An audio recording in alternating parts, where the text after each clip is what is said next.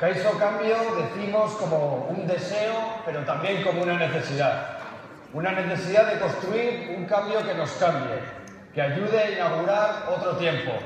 Creemos en las ideas solventes. Necesitamos reflexiones de fondo y propuestas para el largo plazo. Hace unas semanas, Izquierda Esquerra presentamos una ley de reparación hacia las otras víctimas. Lo hicimos porque creemos que es importante superar ese vacío de justicia. Lo redactamos porque junto con las víctimas del 36 y las de ETA queríamos cerrar el círculo del dolor. Elkarbizitza eta memoria izan dira gureak egin ditugun oinarrizko ezaugarriak. Izquierda Ezkerrako jendea beti hor egon gara. Bakezaleak izan garelako. Jasandako mina aitortuz, oroimena indartuz, etorkizunera begiratu nahian. Horregatik, garrantzitsuak dira jardunaldi hauek. En el pasado, tal vez no tuvimos la altura humana que había que tener. Mientras que gente como Iñaki recibía la noticia del asesinato de su padre, algunos y algunas seguíamos cegados por una épica revolucionaria que nos hacía sordos y sobre todo insensibles. Mientras que Lourdes recibía la noticia de la muerte de Miquel y tenía que ver cómo la Guardia Civil se burlaba de ella, otros le quitaban hierro a su dolor. Habrá muchos relatos, sí, pero puede haber un relato compartido por la mayoría, que sea contrastable con el pasado, que no suponga una humillación hacia las víctimas, ni un ensalzamiento del uso de la violencia, y que no deje vacíos de justicia. Necesitamos crear círculos de reparación, y eso es algo que hemos querido hacer en Izquierda Esquerra.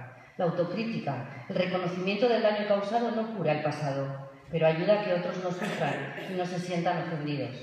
En el proceso de repensar Navarra, deberemos inaugurar un tiempo en el que el relato no sea el cuento de una justificación, sino la apuesta de una historia con memoria. El debate sobre la pacificación está lleno de emociones y de vivencias personales, cosa inevitable. Los ojos de quienes vivimos aquí y ahora han visto demasiada violencia. Y el pasado fue como fue y no lo podemos cambiar, pero hoy estamos en disposición de elegir cómo queremos que se nos reconozca y qué futuro queremos construir. Ninguna guerra, ningún hecho violento tiene la honestidad de confesar que el dolor que genera en la mayoría de las ocasiones es más poderoso que la justicia por la que pretende luchar. Todo ello, matar al que piensa diferente, supone una aberración moral y humana inmensa y por ello conmueven los relatos justificadores, por su insensibilidad, por su deshumanización. Nos repugna la violencia, por eso decimos alto y claro que el mapa del sufrimiento es en realidad la foto de nuestra tragedia colectiva. Tiene que ver con un espíritu de época lleno de violencia y relatos justificadores, de esa barbaridad humana que es matar y humillar al otro, solo por pensar diferente. Bizikidetasunerako elkarrizketa hauek garrantzia dute. Bestelako garaia eraiki nahi dugulako. Iragana izan den moduan izan da eta hori ezin dugu aldatu. Baina gaur, gaurkotasunean, bestelako balorea lan egin beharko dugu. Justizia, utzunerik ezin dugu utzi. Biktima guztien aitorpena ezin dugu gerorako utzi. Eta iragana nola kontatuko dugun ere beharrezko lana da. Horregatik, topagune berri bati hasiera eman nahi diogu. Queremos ir del desencuentro al encuentro social. Por eso os hemos convocado a estos diálogos por la convivencia. Queremos poner en valor ejemplos positivos y reflexiones de hondura. Iñaki y Lourdes dialogarán sobre su visión de las cosas. Admitimos que el hecho de que estén hoy aquí nos produce una admiración grande, porque desde supuestos diferentes hay un espacio común que es el relato de su vivencia extrema. Reyes Mate, filósofo y miembro del CSIC, y Manuela Carmena, jueza y luchadora incansable por los derechos civiles, nos aportarán una visión reflexiva que es necesaria para acercarse a un tema tan humano como este. Con ellos os dejamos.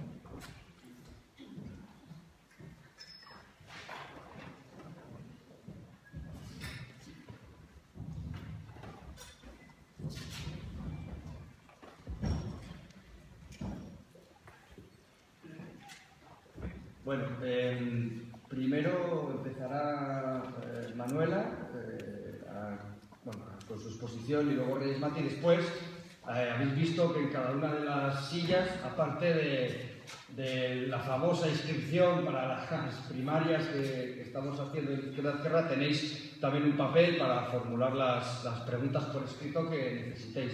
Después, cuando termine la exposición de Manuela y de Reyes, pues dos personas recogerán esas preguntas por escrito, intentaremos ordenarlas lo mejor posible y es cuando se formularán las preguntas a los ponentes. ¿Vale?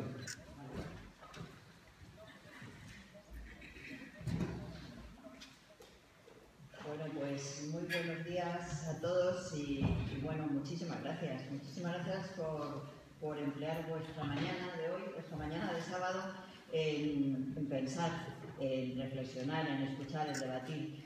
Muchísimas gracias. Yo creo que la capacidad de cambio, la capacidad de conseguir que las sociedades mejoren, pasa porque haya colectivos de personas que estén dispuestas a hacer eso, a emplear su tiempo en reflexionar para mejorar, para conseguir cambiar el mundo, mejorar nuestra sociedad, etc., ¿no? Me corresponde a mí hablaros de mi experiencia en cuanto que en el 2011 tuve la oportunidad, porque me solicitó el gobierno vasco, que estaba en aquel momento en el poder, el que fuera asesora para la creación de un decreto de reparación de víctimas de vulneraciones de derechos humanos como consecuencia de motivación política. Con ese título tan largo, lo que se pretendía era que el gobierno vasco, que estaba en aquel momento en vigor, cumpliera una decisión muy interesante del Parlamento, que había sido una proposición no de ley. Yo personalmente nunca he entendido mucho qué es realmente esa técnica legislativa extraña, que es la proposición no de ley, que al fin y al cabo no es nada más que como una manifestación de lo que le gustaría al Parlamento que se hiciera. Bueno, es un poco confuso, pero confuso, ¿no? Aquella proposición no de ley valió para, y eso sí, lo recalco, me parece importante, para que un Parlamento tuviera capacidad para impulsar al Ejecutivo y el Ejecutivo para tomar esta decisión de que se hiciera ese decreto, ¿no? Cuando yo me encuentro con esta tarea, la verdad es que me sorprende. Yo miro, empiezo a buscar qué se está haciendo en el mundo respecto a esto, cuáles son las pautas de la legislación en ese sentido, y tengo la sensación de que estamos haciendo algo muy nuevo, en lo que realmente hay muy poco todavía construido. Pero quizá, y yo creo que en esa medida, la proposición no de ley y el sentir general del Parlamento Vasco en aquel momento estaba como anticipando algo que, sin embargo, después iba a estallar. Yo creo que es muy interesante ver cómo Naciones Unidas, en cierta medida, tiene la capacidad, no de hacer otras cosas, pero sí de recoger las vivencias que en determinados momentos sociales están precisando de que tengan como una exposición y un apoyo institucional. Y de instituciones tan importantes como son Naciones Unidas, porque aunque Naciones Unidas todos sabemos que al fin y al cabo no es nada más que los países unidos, y los países en sí mismos no tienen la capacidad de moralizar como sería deseable, también es verdad que en el seno de Naciones Unidas existe todo un conjunto de profesionales que sí consiguen ir alimentando lo que yo creo que es la gran conquista de la humanidad, que son los derechos humanos. Yo siempre insisto en que recordar la enorme conquista de los derechos humanos nos anima y nos alienta a todos los colectivos a seguir adelante. Me encanta, y siempre que tengo ocasión lo cito, un libro de una profesora californiana que se llama La invención de los derechos humanos. Esta mujer explica cómo la invención de los derechos humanos, desde su perspectiva, se produce en el seno de un desarrollo mayor de la empatía de la sociedad, y que es una conquista, puesto que es un gran logro para que un ser humano vea en el otro a alguien como él, otro ser humano, ¿no? Creo que la denominación francesa de los derechos humanos, los derechos del hombre como ser humano, hombre, mujer, etcétera, es muy importante, porque los derechos humanos significan eso que es absolutamente intocable del ser humano, ese derecho que tiene el ser humano a ser reconocido por cualquier otro ser humano como lo que es, ¿no? dentro de lo que significa naturalmente la entidad última que es la vida, ¿no? Bueno, pues a partir de ahí yo creo que hay cosas interesantes. En el 2005, en Naciones Unidas se crea el primer relator contra los abusos en las políticas antiterroristas. Este relator tiene un nombre pues muy ampuloso, como casi todos los nombres de las instituciones internacionales que quieren recoger todos los aspectos. Es el nombre del 2005, es Martin Scheinin, muy conocido, y dice, bueno, este relator tendrá la obligación de promover el cumplimiento de los derechos humanos y de todas las libertades en la lucha contra el terrorismo. Yo creo que es muy importante esto porque indica que desde ese sentimiento, digamos, de sensibilidad social y humana que comportan los derechos humanos, en ese colectivo se evidencia que no puede pasar lo que está pasando después de lo del atentado de las Torres Gemelas de Naciones Unidas, de que de pronto está empezando a levantarse el que contra lo que se dice la bandera del terrorismo vale todo. Pues no, hay una reflexión, no vale todo, ¿no? Es muy importante porque yo creo que ese impulso grande del 2005 me da a mí la impresión que está ahora como debilitándose y me preocupa, ¿no? Me preocupa mucho, por ejemplo, el que después de que hemos vivido los acontecimientos sucedidos en Francia hace escasamente 2 meses, pues no hubiera una reflexión crítica sobre unas noticias que nos llegaban y que venía a decir algo así como la policía abate a los terroristas islámicos, etc., empleando un término que más que una actuación de enjuiciamiento, persecución y enjuiciamiento, parecía pues un relato de una cacería, los abaten. Bueno, tuve ocasión hace 2 semanas de hablar con unas intérpretes francesas que estaban haciendo un curso en Madrid y salió este tema y bueno, yo lo dije así, que me parecía muy decepcionante el que nadie hubiera cuestionado la actuación del presidente Hollande, nadie hubiera lamentado lo negativo que era que a estas personas no se los hubiera juzgado, no hubieran tenido, y aquellas que eran nada menos que unas intérpretes de cabina de Naciones Unidas, pues me dijeron, bueno, es que en Francia esto ahora mismo no es posible, es decir, si se les hubiera juzgado a estas personas, esto que os digo es absolutamente literal. Ella me decía, si se les hubiera juzgado, hubiera habido un principio de guerra civil en Francia. Es inadmisible, no se los puede ni juzgar, hay que matarlos, ¿no? Bueno, es muy grave, estamos retrocediendo muchísimo. Desde hace tiempo ha habido una evolución en el nuevo relator de la promoción de las libertades y el cumplimiento de los derechos humanos en la lucha contra el terrorismo, y eso yo creo que indica la necesidad de que nos vamos a replantear lo que debemos replantear. Bueno, pues eso es importante. También me parece interesante resaltar que en el 2012 por primera vez se crea otro relator, y ese relator es el relator que va a ser el encargado de exigir que todas las víctimas de vulneraciones de derechos humanos tengan los principios esenciales de verdad, justicia y reparación, y de que a través de estos procesos no se vuelvan a repetir las vulneraciones que vivieron. Me parece importantísimo. Y yo creo que esos 2 elementos nos sitúan respecto a lo que ahora nosotros vamos a plantear.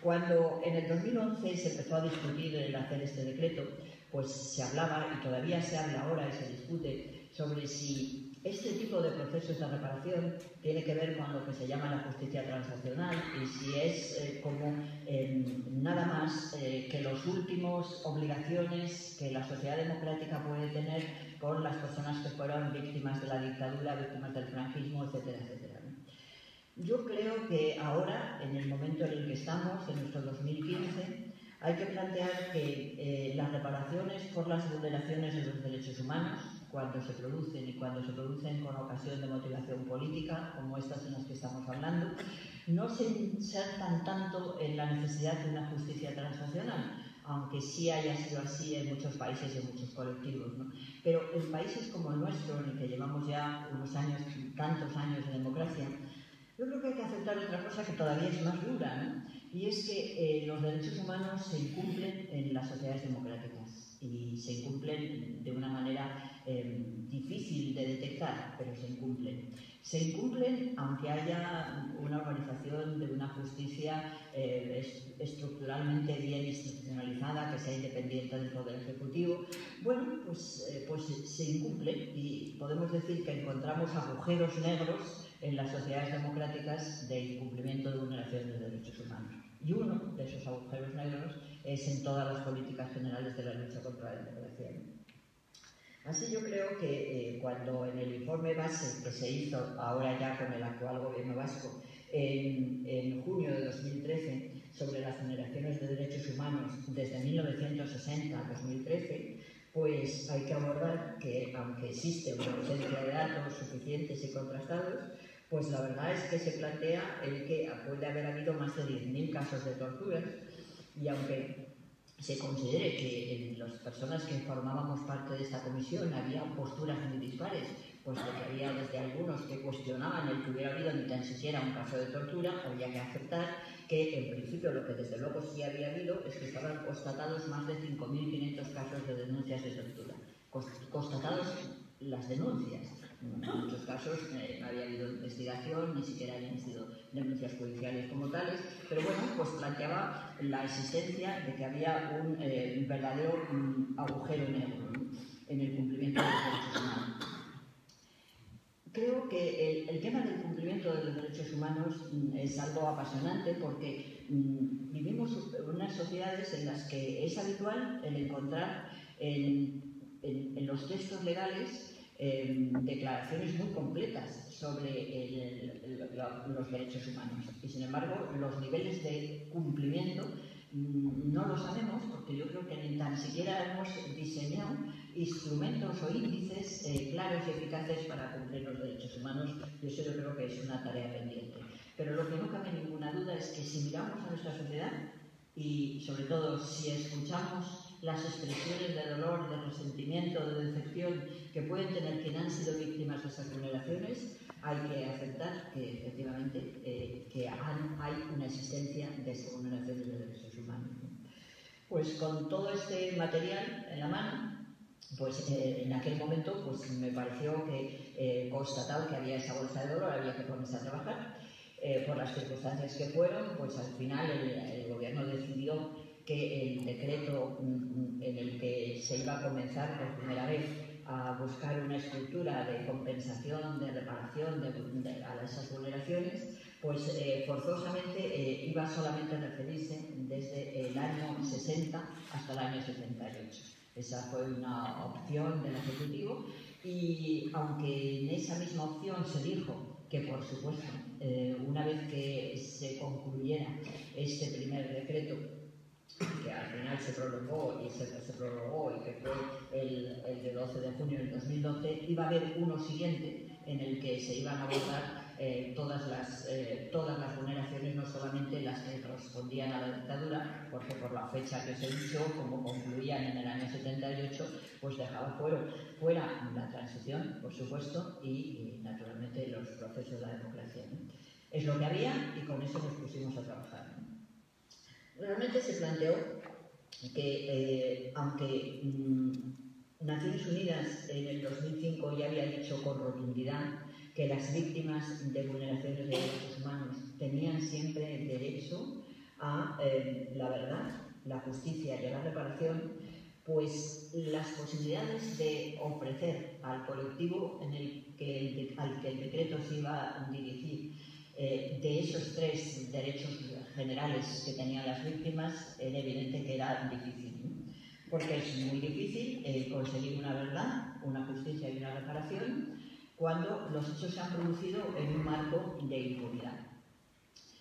Eso llevó a que cuando nos pusimos a redactar el decreto, que fue muy complicado, que fue muy malentendido, que se cuestionó desde juristas mismos de los propios sistemas del propio gobierno vasco, que se cuestionó desde sectores judiciales. ¿Por qué? Pues porque efectivamente, como os decía, era algo muy nuevo en aquel momento y lo sigue siendo ahora, y yo creo que hay muy poca reflexión sobre esta necesidad de este tipo de instituciones, ¿no? Bueno, pues cuando se cuestionó eso, nosotros tuvimos que aceptar que en principio el objetivo que se iba a recoger en el decreto sobre la verdad iba a ser una verdad relativa. La derivación de la verdad, cuando no la estamos viviendo en ese mismo momento, cuando no somos testigos y a veces terribles víctimas de una verdad como consecuencia de una vulneración de derechos humanos es siempre difícil.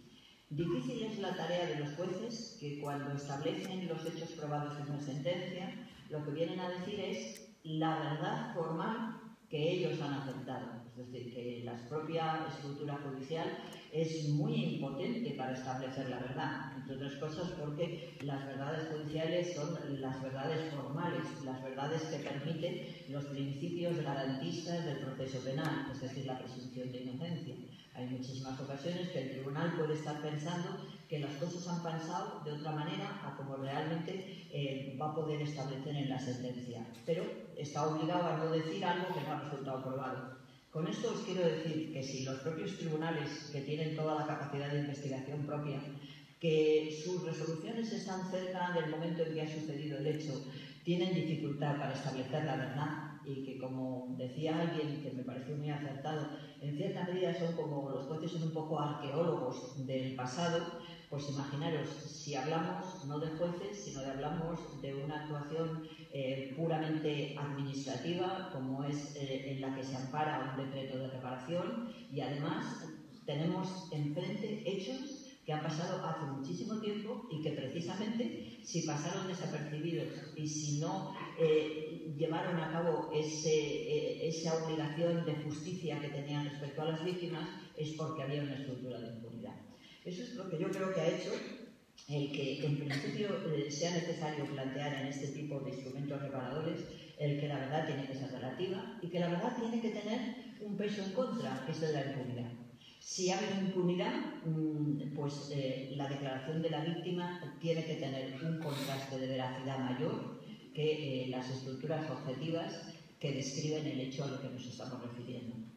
Cuando nos pusimos a preparar este decreto y a analizar esos ítems de verdad, nos dimos cuenta que ¿qué materiales teníamos? Pues fundamentalmente teníamos los materiales de las noticias periodísticas. Hemos trabajado mucho con noticias periodísticas, pero naturalmente las mismas están muy sesgadas, porque todos sabemos cómo y qué es lo que llega a un nivel de información, máxime cuando los niveles de información en el periodo que hemos analizado estaban sometidos a los principios absolutamente de censura de la dictadura, o por otra parte pues eran estructuras de las propias oposiciones, y hay datos pues, que hemos tenido que ver que no ni tan siquiera coincidían con las propias declaraciones de las víctimas, fechas equivocadas, normal, porque todo esto se produce en un contexto de impunidad, ¿no? A partir de ahí nos pareció muy importante que esas primeras noticias que tuvimos se sumaran a las declaraciones de las víctimas y que noticias y declaraciones de las víctimas pudiéramos tener información importante de los archivos históricos, de los archivos judiciales, de los archivos policiales, etc. Y ahí se estableció con claridad que la comisión, que sería la que tendría que llevar a cabo la vida y el desarrollo del decreto, pudiera en principio tomar la decisión de investigar por sí misma. Esto yo creo que es una decisión acertada, pero siendo una decisión acertada no disminuye mucho el nivel de desinformación con el que nos encontramos. Pues porque aunque parezca mentira, en el País Vasco, por ejemplo, pues todos los archivos judiciales han desaparecido, y ni siquiera yo creo que han desaparecido con una voluntad política de privar a la ciudadanía de los antecedentes judiciales, sino por unas medidas malentendidas de eficacia y, eso sí, por una falta de control totalmente responsable, pues se han quemado muchísimos procedimientos. Por ejemplo, pues uno de los temas que a mí me pareció muy interesante, que son las primeras sentencias que hay por torturas en el filo de los años 80, en las que las personas que fueron víctimas de delito de torturas y con las que yo me pude entrevistar, pues me contaron que sí, que efectivamente habían condenado al policía que le había torturado, que le habían puesto una indemnización, que la indemnización nunca se llegó a cobrar, que la persona que ya nunca llegó a cumplir la sentencia. Y cuando ante esas manifestaciones que me hacían aquellas personas víctimas de aquellas torturas producidas en esos años, yo me fui acostumbrado, empecé a mirar y pude constatar que efectivamente todo eso se había quemado en unos procesos judiciales específicos que se llaman de expurgo, pues aquello todavía ha desaparecido, ¿no? Hemos encontrado cosas en los archivos militares, porque los archivos militares no han quemado nada, y todo funciona y efectivamente pues, los archivos militares nos han dado una serie de informaciones muy importantes, pues porque pues, hemos encontrado, por ejemplo, certificados médicos, en fin, todos naturalmente los procedimientos militares. Es curioso porque se ve como en muchas ocasiones las víctimas de esas vulneraciones, de los disparos, de las pelotas de goma, de todo esto, aparecían en algunas ocasiones, a pesar de haber fallecido, aparecen como inculpados. Y entonces hay que buscar el procedimiento, no tanto como un procedimiento que va dirigido a inculpar o establecer a las fuerzas de orden que causaron la vulneración, sino que a veces hay que buscar a la persona que resultó fallecida, que aparece en principio como imputada dentro de esa absurdez y, digamos, no sé cómo explicarlo, impensable desajuste de una manera de proceder la jurisdicción militar en la época de la dictadura. Es así, por tanto, que cuando hablamos del principio de verdad, nosotros hemos tenido que establecer una verdad relativa muy basada en la impunidad. Y entonces, cuando ha habido impunidad, hemos corrido la regla de la credibilidad más hacia la víctima que a quien han podido ser las personas que han podido llevar a cabo esa vulneración. ¿Qué ha pasado con el otro principio de la justicia? Pues la verdad es que dentro de las muchas versiones que se hicieron de este decreto del 2012, del 12 de junio, pues se fueron depurando algunos derechos que, sin embargo, yo creo que en los primeros borradores estaban bien pensados. ¿Cómo se estableció el derecho a la justicia? Pues a pesar de que estábamos hablando de situaciones que se habían producido desde el año 60 al año 78, en el que nos encontraríamos con una prescripción de los hechos desde la pura técnica penal incuestionable, pues nos pareció que era interesante plantear la posibilidad de que siempre hubiera que cuando la Comisión conocía que se habían producido vulneraciones de derechos humanos, cumpliera la posibilidad de remitir al Ministerio Fiscal, por lo que fuera. Quizá porque ya en aquellos momentos ya también se estaba hablando de los procesos en marcha en Argentina, en fin. Se intentó que en el propio proceso, en el propio decreto, hubiera una posibilidad, una vía para hacer valer la justicia. Pero realmente en los distintos borradores por los que pasó este decreto, que fueron más de 10 o 12, pues desapareció eso y últimamente en el decreto actual y en el que después lo ha venido a sustituir y completar, que es el del 2013, pues no ha habido ningún cambio en ese sentido, por lo cual son procesos de reparación en los que no contemplan la posibilidad del derecho a la justicia. Finalmente, en lo que se ha centrado de verdad estos decretos es en una compensación, en una reparación, entendida en parte de una compensación económica y después con una compensación moral, que puede ser la propia manifestación de la víctima de lo que ha sucedido, etcétera, etcétera. En el tema de la reparación, desde un primer momento, la reparación económica, cuando se hizo este decreto, tuvimos muchísimas críticas, porque hubo enseguida muchas personas que dijeron que no era admisible que el decreto estableciera, me parece que era en su artículo 9, el que las compensaciones iban a ser en base a lo que se establecían los baremos indemnizatorios de la seguridad social. Eso fue desde el primer momento algo muy difícil de entender y la verdad yo creo que fue un gran error y dio ocasión a muchos debates, aunque después es verdad que la Comisión tuvo una capacidad de interpretación y se hizo lo que se pudo, pero no parecía muy razonable que hubiera una referencia a unos índices que podían resultar tan alejados de lo que habían sido las vulneraciones de derechos humanos. Claro, yo os hablo del 2011. Ahora me parece que a la tarea que os estáis enfrentando vosotros tenéis muchas más posibilidades. ¿Por qué? Porque en este momento, como os digo, pues tenemos al relator general, al señor Pablo Grey, que en su mandato, tal y como se estableció en el 2012, dice algo que es muy interesante y yo quiero sugerir aquí porque os puede venir muy bien. Dice que el relator asistirá, ayudará, pondrá los servicios de Naciones Unidas para la redacción de los correspondientes procesos de reparación.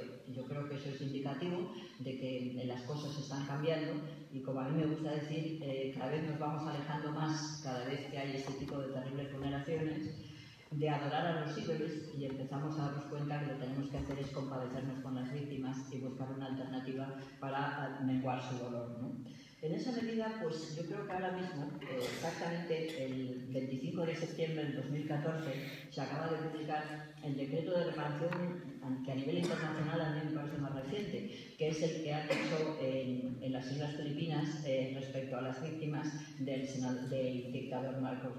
Es un texto muy interesante y me parece que viene a contener elementos de los que nosotros, cuando estábamos elaborando este decreto, y yo misma tenía que estar redactándolo, me sentía muy huérfana, ¿no? Porque ¿por qué las compensaciones deben ser diferentes a los índices indemnizatorios que suelen existir, pues o bien en los accidentes de tráfico o bien en los accidentes provocados en la seguridad social o los que sean? Bueno, pues en este nuevo decreto de Filipinas me gusta mucho encontrar, me parece que es el artículo 6, que dice algo que yo creo que es muy importante. Dice que las compensaciones económicas deben ser siempre en relación y vinculadas a el índice de intensidad de la vulneración de los hechos humanos, de los derechos humanos. Da un elemento de medir, me parece interesante. Luego opta ya en concreto por una cuestión técnica, que es establecer unos puntos. Bueno, pero independientemente del establecimiento de los puntos y que naturalmente hay unos índices, que no es lo mismo una muerte que una lesión, sí me parece que es muy importante ese detalle de decir, estamos compensando, estamos reparando, estamos intentando menguar el dolor de las víctimas. ¿Por qué? Porque hubo una vulneración de derechos humanos y hay que empezar a medir cómo son, qué quieren decir una vulneración de derechos humanos. A partir de ahí, yo creo que ahora ya, porque la sociedad internacional ha evolucionado y porque el tiempo biológico también ha evolucionado, estamos en el 2015, tenemos muchos más materiales para hacer estos procesos de reparación mucho mejores. Pero para hacerlos mejores tenemos que hacer una cosa muy importante y es tener costumbre de evaluar lo que estamos haciendo. La comisión de evaluación pues, se ha reunido más de, me parece que han sido 32 ocasiones, ha habido un número importante de víctimas que han sido indemnizadas, hemos tenido la posibilidad de hablar con muchas de las víctimas, nos han dado su opinión, consideran, creo yo, que aunque ha sido insuficiente, pero la comisión de valoración del decreto ha recibido buenas palabras porque entienden que el proceso ha sido adecuado, el proceso se ha centrado no en hacer algo parecido a lo judicial, sino todo lo contrario, hacer un procedimiento muy abierto a través de unas charlas en las que las propias víctimas con una estructura lo más confortable posible podrían ofrecernos su relato. Y, en fin, en ese contexto podríamos decir que este decreto, en mi opinión, ha tenido una evolución interna de los afectados razonablemente positiva, ¿no? Pero, sin embargo, yo creo que sería muy interesante ver por qué, sin embargo, no ha habido una evaluación general y por qué yo creo que este procedimiento ha sido tan poco comprendido. Tan poco comprendido ha sido que en este momento nos encontramos con que el Partido Popular ha presentado un recurso contencioso administrativo contra la modificación del decreto que se produjo efectivamente en el 2013 y que ha significado que en este momento, yo creo que eso es absolutamente lamentable, el decreto está frente a las cuerdas, puesto que las modificaciones del decreto, que son muy importantes y que aunque tienen una trascendencia relativa, porque la estructura misma no se altera, pero sí se altera el funcionamiento del mismo, puesto que el recurso que ha presentado el Partido Popular ante la Sala de lo Contencioso Administrativo del Tribunal Superior de Bilbao está lleno de desconfianza respecto al uso que se está haciendo de este decreto. Es muy lamentable porque significa pues, una desautorización por parte de un sector político importante de nuestra sociedad que indica hasta qué punto quizá uno de los elementos que han faltado a la puesta en marcha de estas instituciones es la necesidad de difundir, la necesidad de explicar y la necesidad de evaluar, ¿no? Espero yo que el Tribunal Superior de la Sala de lo Contencioso del Tribunal Superior del País Vasco no cometa el inmenso error de revocar el decreto, porque el revocar el decreto puede tener una trascendencia extraordinaria y yo hasta el último momento he insistido con unos y otros en que se llevara a cabo un proceso de negociación entre el Partido Popular y los distintos otros partidos del Parlamento Vasco para evitar el que viviéramos la situación que estamos viviendo ahora de un interim en este determinado momento. Como conclusión os digo, no olvidemos que estamos siguiendo un camino paralelo al de la justicia, pero imprescindible, que es el de la vulneración de los derechos humanos. Y precisamente por eso es tan importante que constantemente estemos reflexionando sobre cómo evaluar bien el cumplimiento de los derechos humanos. Yo recuerdo, y con esto concluyo, cuando he sido miembro del grupo contra las detenciones arbitrarias en Naciones Unidas, me parecía sorprendente cuando llegábamos a los diversos países, hablábamos con los gobiernos y todos nos explicaban que todo iba maravillosamente bien. Recuerdo en concreto en Riga, en un el gobierno se había explicado que, por supuesto, no podía estar nadie en comisaría nada más de 3 días, pero cuando empezamos a hacer las inspecciones, lo que nosotros vimos es que había personas en las prisiones que no llevaban 3 días, llevaban meses. No había nada más que entrar en una celda para ver que esas personas no llevaban 3 días, todos tenían allí sus cosas, sus fotografías, sus frutas. Bueno, la verdad es que hay que tener mucho cuidado. Los derechos humanos tienen que ver con la vida, tienen que ver con el ser humano, con el sufrimiento, con la empatía, y no tienen que ver con el papel. Por eso es tan importante que cuando se producen estos agujeros negros en el cumplimiento de los derechos humanos tengamos instrumentos que puedan menguar el sufrimiento y sobre todo que puedan dar credibilidad en algo tan importante como es la institución de los derechos humanos. Nada más, muchas gracias.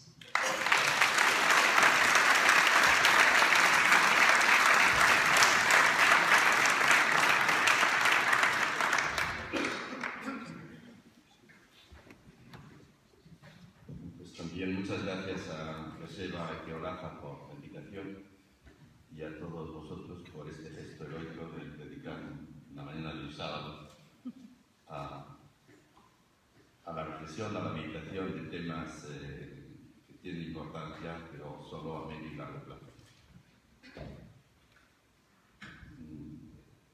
Cualquier reflexión que se pueda hacer hoy sobre la violencia tiene que tener en cuenta la figura de las víctimas. Esto parece una perogrullada, pero es una novedad, porque víctimas ha habido siempre, pero hasta hace muy poco eran invisibles, es decir, insignificantes, carecían de significación. Hay un filósofo alemán que es una especie de notario de la realidad, que se ha dedicado a valorar, a juzgar lo que la humanidad a lo largo de los tiempos ha dicho y hecho. Este filósofo Hegel, después de mirar el comportamiento de los seres humanos, cómo hemos construido la historia, dice esto, dice: aun cuando consideremos la historia como el ara ante el cual han sido sacrificadas las dichas de los pueblos, la sabiduría de los estados y la virtud de los individuos, siempre surge al pensamiento necesariamente la pregunta: ¿a quién, a qué fin último ha sido ofrecido este enorme sacrificio? Es decir, dice algo inmenso. Dice que la historia se ha construido sacrificando la dicha de los pueblos, sacrificando la sabiduría política y sacrificando la virtud de los ciudadanos. Es decir, hemos construido la historia sobre la desdicha de la gente, sobre la ignorancia de los poderosos y con el recurso a los peores instintos de la humanidad. Así hemos hecho la historia, dice él, y esto nos ha parecido durante mucho tiempo natural, porque él mismo se sorprende, no le parece que hayamos hecho los deberes a la altura de lo que se puede esperar del Homo sapiens que dicen que somos, y se sorprende, se inquieta, se pregunta, pero la duda le dura 5 minutos, porque a la página siguiente ya nos aclara y nos tranquiliza diciendo: tranquilos, todo esto ha sido el precio del progreso. Y el progreso, dice él, pues tiene inevitablemente que pisotear algunas florecillas al borde del camino. Siempre hemos encontrado una justificación para la violencia. El progreso, casi siempre, o bien la idea de que para que el futuro sea mejor hay que sacrificar una parte del presente. Eso ha cambiado. Eso ha cambiado y ha cambiado desde hace muy poco tiempo. Y el cambio lo expresamos diciendo que las víctimas se han hecho visibles. Si uno observa, por ejemplo, la prensa contemporánea a las treguas de ETA, después de la llegada de la democracia, observa que en ninguna de ellas aparecen las víctimas hasta el auto. Hasta entonces entendía que el tema del terror, o el tema del terrorismo, era un tema entre el Estado y ETA. Solo hace, muy recientemente, han empezado también a ser importantes las víctimas. Claro, habría que preguntarse qué ha pasado, ¿no? ¿Por qué las víctimas han hecho visitas? Es una enorme pregunta que escapa totalmente a las posibilidades de estas palabras, pero si lo puedo demostrar, sí puedo decir que observando lo que ha ocurrido no solamente en España, sino en el mundo, porque este fenómeno que se está dando en España, la visibilización de las víctimas, es un fenómeno general. Pues digo que se puede pensar que la visibilización de las víctimas ha tenido que ver con la importancia que ha tenido, sobre todo en Occidente, el Holocausto judío. El Holocausto judío no es importante porque allí haya víctimas de primera y las otras sean de segunda, sino que es importante porque fue una especie de laboratorio del mal, ¿no? Y fue un laboratorio del mal porque fue un proyecto radical de victimación. Entonces ahí hemos aprendido muchos códigos que aparecen en otros lugares, pero que están más disimulados. ¿Y qué es y por qué es un proyecto radical de victimación el Holocausto judío? Pues porque tenían muy claro que en torno al crimen se producían dos muertes, y que las dos eran muy importantes, la muerte física y la muerte hermenéutica.